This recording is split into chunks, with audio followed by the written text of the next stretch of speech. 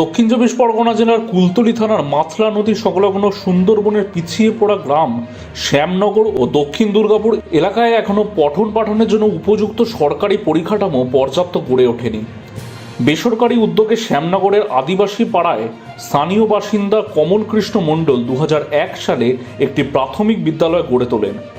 পিছিয়ে পড়া বিভিন্ন আদিবাসী ও সংখ্যালঘু অধ্যুষিত গ্রামের প্রায় 100-200 ছেলেমেয়ে বর্তমানে এই স্কুলে পঠন পাঠন করে।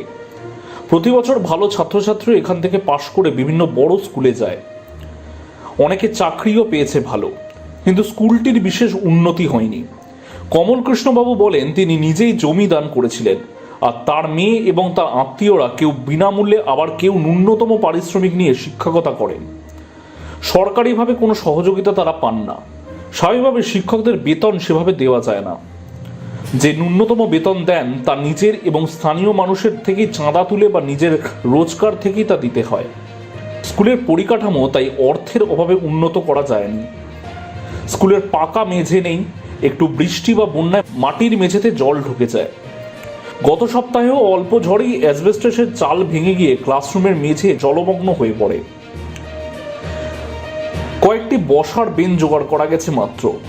ফেলে দেওয়া রেলের জানলা দিয়ে তৈরি হয়েছে স্কুলের দেওয়াল। পড়ানোর জন্য নেই উপযুক্ত লেখার বোর্ডও। তাই খুবই ন্যূনতম এবং পরিকাঠামোহীনভাবেই এই অজ গ্রামেও বাংলার পাশাপাশি ইংরাজি শিক্ষাও দেওয়া হয় এই ক্ষুদে পড়ুয়াদের। এই আদিবাসী গ্রামের বহু পরিবারের রোজগারে পুরুষেরা মূলত মিন ধরে, কাঁকড়া ধরে বা কেউ জঙ্গলে মধু সংগ্রহ করতে গিয়ে বাঘের আক্রমণে মৃত্যু হয়েছে। অনেকে মারা গেছেন জটিল ক্যান্সারে। তাই তাদের পরিবারগুলো এমনিতেই চরম দরিদ্রতার মধ্যেই দিন কাটছে। কয়েকদিন আগে সেই খবর পেয়ে এই গ্রামে এসেছিলেন কলকাতার উৎকর্ষে আরোহণ নামে একটি স্বেচ্ছাসেবী সংস্থা ও সন্তোষপুর আদি সর্বজনীন দুর্গা উৎসব পূজা কমিটির সদস্যরা। বিধবা মহিলা ও তাদের ছেলে মেয়েদের হাতে পরিধান সামগ্রী, শিক্ষার উপকরণ, স্কুল ব্যাগ এবং অন্যান্য অত্যাবশ্যকীয় দ্রব্য তুলে দেন তারা। উৎকর্ষে আরোহণের অন্যতম সদস্য অনুপম মজুমদার বলেন, স্কুলটার দুরবস্থার কথা খবর পেয়েছিলাম, কিন্তু এতটা যে খারাপ অবস্থা তা স্কুলে না এলে জানতেই পারতাম না। এদের কিছুটা হলেও সাহায্য করতে পেরে ভালো লাগছে। আজ আমরা উৎকর্ষ আরোহণের পক্ষ থেকে মইপিঠের কাছে শ্যামনগর প্রাথমিক বিদ্যালয়ে এসেছিলাম।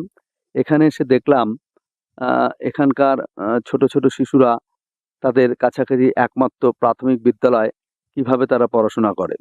অত্যন্ত কঠিন এবং করুণ অবস্থা। এখানে মেঝে নেই, চালও ঠিক মতো নেই। সেই সমস্ত ছোট ছোট শিশুরা এখানে পড়াশোনা করে। এখানে মূলত যারা আছেন অধিবাসী, এদের জীবিকা নির্বাহ করেন। এরা জীবিকা নির্বাহ ওই সুন্দরবন অঞ্চলের কাঁকড়া চাষ আর ওই মধু সংগ্রহের মাধ্যমে তাদের দিন গুজরান করেন। তাদের অনেকের স্বামী ওই সংগ্রহ করতে গিয়ে বা মধু শিকার করতে গিয়ে, কাঁকড়া শিকার করতে গিয়ে তাদের প্রাণ হারিয়েছেন। সেই সমস্ত পরিবারের ছোট ছোট শিশুরা এই বিদ্যালয়ে পড়াশোনা করেন। আমরা আমাদের এই সংগঠনের পক্ষ থেকে সামান্যতম সাহায্য ওই স্কুল পড়ুয়াদের হাতে তুলে দিলাম এবং এই অঞ্চলে যারা স্বামীহারা মানুষজন আছেন তাদেরও কিছু সাহায্য আমাদের এই সংগঠনের পক্ষ থেকে আমরা তুলে দিতে পেরে কৃতজ্ঞ। সাহায্য পেয়ে খুশি স্থানীয় বাসিন্দারাও। এখন আমাদের অবস্থা খুবই খারাপ। আমরা এখন ঠিক মতন জঙ্গল টঙ্গল যেতে পারি না।